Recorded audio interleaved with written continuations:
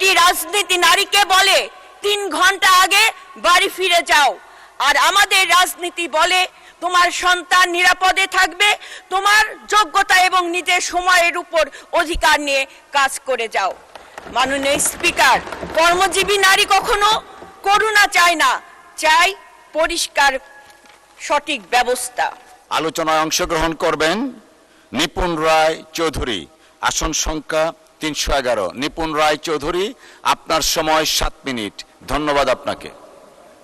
মাননীয় স্পিকার, আপনাকে অসংখ্য ধন্যবাদ।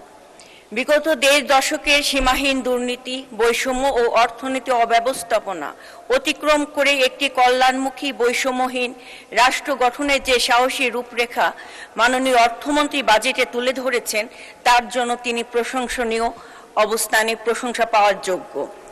মাননীয় প্রধানমন্ত্রী জনাব তারেক রহমানের নেতৃত্বে প্রণীত এই বাজেটের আকার 9.38 লক্ষ কোটি টাকা, যার মধ্যে উন্নয়ন ব্যয় ধরা হয়েছে 3.16 লক্ষ কোটি টাকা।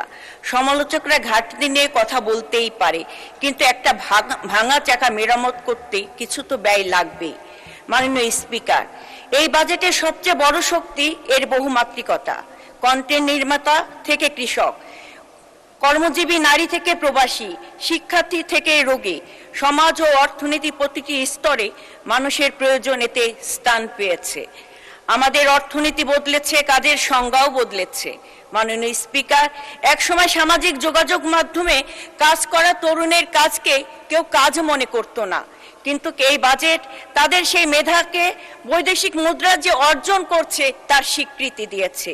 সব ধরনের কন্টেন্ট ক্রিয়েশন থেকে অর্জিত আয় করমুক্ত করা এবং ফ্রিল্যান্সারদের সেবার উপর বিদ্যমান 15% ভ্যাট প্রত্যাহারের প্রস্তাব দিয়ে এই বাজেট স্পষ্ট করেছে ক্যামেরার সামনে দাঁড়ানো কিংবা ল্যাপটপের পিছনে তরুণ জাতীয় অর্থনীতির নির্মাতা। সংস্কৃতিও এই বাজেটে শুধু আবেগ এবং আনুষ্ঠানিকতার মধ্যে সীমাবদ্ধ রাখেনি। বাদ্যযন্ত্র, চলচ্চিত্র নির্মাণের আধুনিক সরঞ্জাম, শুল্ক কমানো এবং সৃজনশীল অর্থনীতির জন্য তহবিল গঠনের উদ্যোগ প্রমাণ করে সংস্কৃতি এখন কর্মসংস্থান, উৎপাদন ও রপ্তানির একটি শক্তিশালী ক্ষেত্র। মাননীয় স্পিকার, শিক্ষা খাতে 1,36,606 কোটি টাকা বরাদ্দ দেওয়া হয়েছে। প্রান্তিক শিক্ষার্থীদের জন্য মিড ডে মিল সম্প্রসারণ, শ্রেণীকক্ষে প্রযুক্তির ব্যবহার এবং মেয়েদের স্নাতক পর্যন্ত বিনামূল্যে শিক্ষার উদ্যোগ প্রমাণ করে এই বাজেট শুধু আজকের ব্যয় নয়, আগামী প্রজন্মের সক্ষমতা বিনিয়োগ করেছে। মাননীয় স্পিকার, ক্ষুদ্র নারী উদ্যোক্তা এবং বিশেষ চাহিদা সম্পন্ন উদ্যোক্তাদের জন্য ব্যবসায়িক লেনদেনের আয়কর মুক্ত সীমা 70 লাখ টাকা প্রস্তাব করা হয়েছে, যেখানে সাধারণ ক্ষেত্রে 50 লাখ ছিল। কারণ সমতা মানে সবাইকে এক জায়গায় দাঁড়া করানো নয়, যিনি বেশি বাধার মুখোমুখি হন তাকে এগিয়ে যাওয়ার বেশি সুযোগ দেয় এর প্রকৃতি অন্তর্ভুক্ত। মাননীয় স্পিকার, নারী নামে 41 লক্ষ ফ্যামিলি কার্ডের জন্য 14,500 কোটি টাকার প্রস্তাব করা হয়েছে এই বাজেটে। এর উদ্যোগ পরিবারে নারীর অর্থনৈতিক কর্তৃত্ব ও সিদ্ধান্ত গ্রহণের ক্ষমতাকে শক্তিশালী করবে। শুধু প্রশংসা দিয়ে নারীর অর্থনৈতিক স্বাধীনতা আসে না, তার হাতে অর্থনৈতিক ক্ষমতা দিতে হয়। এই বাজেট বক্তৃতার মর্যাদা নয়, এ বাজেট অধিকার দিয়েছে। মাননীয় স্পিকার, আমি একজন ব্যাংকার হিসেবে কাজ করেছি, একজন আইনজীবী হিসেবেও কাজ করেছি, আমি একজন মা হয়ে সন্তানের দায়িত্ব পালন করেছি, সামলেছি সন্তানকে। তাই আমি জানি একজন কর্মজীবী নারী সকাল শুরু হওয়ার আগে একটি কর্মদিবস শেষ করে এবং অফিস থেকে ঘরে ফিরে যেয়ে আরেকটি কর্মদিবস শুরু করে। আমরা নির্বাচনের আগে একটি অভিনব তত্ত্ব শুনেছিলাম, যেখানে বলা হয়েছিল নারীর কর্মঘণ্টা কমিয়ে 5 ঘন্টা করে দিলেই নাকি নারীর উন্নয়ন হবে, আর বাকি 3 ঘন্টার মজুরি সরকার দেবে। মাননীয় স্পিকার, যারা নারীর হারানো 3 ঘন্টার মজুরির হিসাব এত যত্ন করে কষেছিলেন, তারা কি একবারও ভেবেছিলেন সেই অর্থ দিয়ে কতটি নিরাপদ ডে কেয়ার সেন্টার নির্মাণ করা যেত? নারীকে আগে বাড়ি পাঠানোর ঘড়ি যা তাদের হাতে ছিল, কিন্তু তাদের সন্তানকে নিরাপদ রাখার জন্য একটি নিরাপদ ঘরের নকশা কেন তারা করতে পারেনি? মাননীয় স্পিকার, সমস্যার শিকড় না কেটে শুধু ঘড়ির কাঁটা 3 ঘন্টা এগিয়ে দিলেই নারীর মুক্তি সম্পন্ন এরকম অভিনব তত্ত্ব সত্যিই বিরল। মাননীয় স্পিকার, ঠিক সেই জায়গায় আজকের মাননীয় প্রধানমন্ত্রী জনাব তারেক রহমান যে অঙ্গীকার করেছিলেন আই হ্যাভ এ প্ল্যান, সেই প্ল্যানের অন্তর্ভুক্তি করে কর্মজীবী নারীদের জন্য তিনি স্থায়ী এবং কঠিন সমাধান নির্ণয় করেছেন এই বাজেটের মাধ্যমে। প্রথম পর্যায়ে 20টি, পরবর্তী পর্যায়ে 60টি আধুনিক ডে কেয়ার সেন্টার স্থাপনের উদ্যোগ নেওয়া হয়েছে। এর পাশাপাশি পিঙ্ক বাস সার্ভিস এবং কর্মক্ষেত্রে নারী নিরাপত্তা নিশ্চিত করার পরিকল্পনা গ্রহণ করা হয়েছে। মাননীয় স্পিকার, একটি রাজনীতি নারীকে বলে 3 ঘন্টা আগে বাড়ি ফিরে যাও, আর আমাদের রাজনীতি বলে তোমার সন্তান নিরাপদে থাকবে, তোমার যোগ্যতা এবং নিজের সময়ের উপর অধিকার নিয়ে কাজ করে যাও। মাননীয় স্পিকার, কর্মজীবী নারী কখনো করুণা চায় না, চায় পরিষ্কার সঠিক ব্যবস্থা। মাননীয় স্পিকার, মাসিক স্বাস্থ্য নিয়ে এই বাজেট বাস্তবতার দিকে তাকিয়েছে। স্যানিটারি ন্যাপকিনের কাঁচামাল আমদানিতে কর সুবিধা বহাল রাখা হয়েছে, আমি এটাকে সাধুবাদ জানাই। কিন্তু উদ্বেগের কথা আমি আরো বলতে চাই।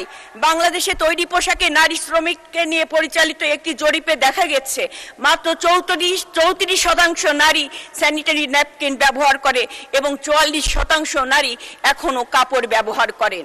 যাদের শ্রমে দেশের অর্থনীতি, বৈদেশিক মুদ্রার ভান্ডার সমৃদ্ধ হয়, তারা যদি এই নিরাপদ মাসিক স্বাস্থ্যপূর্ণ ব্যবহার করতে না পারে, তবে এর লাভটা কি? এই স্বাস্থ্য ব্যবস্থার লাভটা কি?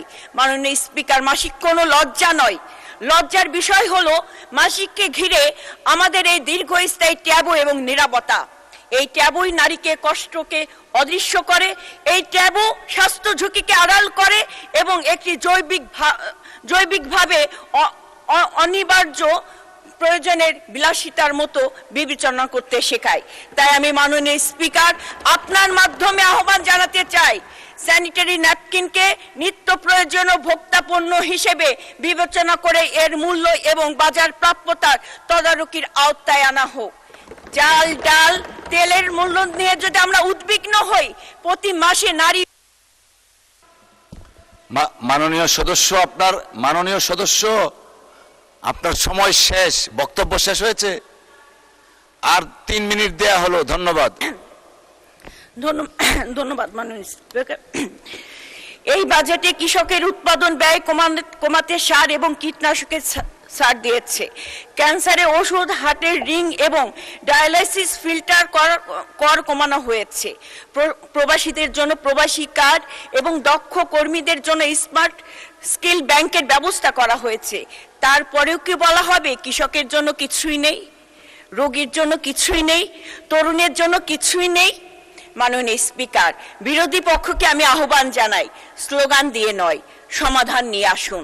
কেবল অকার্যকর, জনবিরোধী, কিছুই নেই শব্দ 3টি পালাক্রমে উচ্চারণ করলেই বাজেট বিশ্লেষণ করা হয় না। অন্ধকারের কথা বলে সংসদ কখনো আলোকিত করা যায় না, আলো জানালো পথ তো দেখাতে হয়। মাননীয় স্পিকার, এটি এমন একটি বাজেট যা একদিকে যেমন বিনিয়োগ বান্ধব, তেমনি সাধারণ মানুষের মুখে হাসি ফোটানোর প্রতিশ্রুতি বহন করে। আমি মনে করি এই বাজেট বাস্তবায়িত হলে শিক্ষা, স্বাস্থ্য এবং প্রযুক্তির অভাব ঘুচবে, তরুণের স্বপ্ন পাখা মেলবে, বাংলাদেশ একটি ক্ষুধা দারিদ্র মুক্ত দেশ হিসেবে অভিযাত্রা শুরু করবে। তাই আমি মাননীয় প্রধানমন্ত্রী জনাব তারেক রহমান এবং মাননীয় অর্থমন্ত্রীকে এই সাহসী বাজেটের জন্য ধন্যবাদ জানাচ্ছি। সেই সাথে মাননীয় স্পিকার, আমাকে সময় দেওয়ার জন্য আপনাকে ধন্যবাদ জানাচ্ছি, কৃতজ্ঞতা জ্ঞাপন করছি। ধন্যবাদ।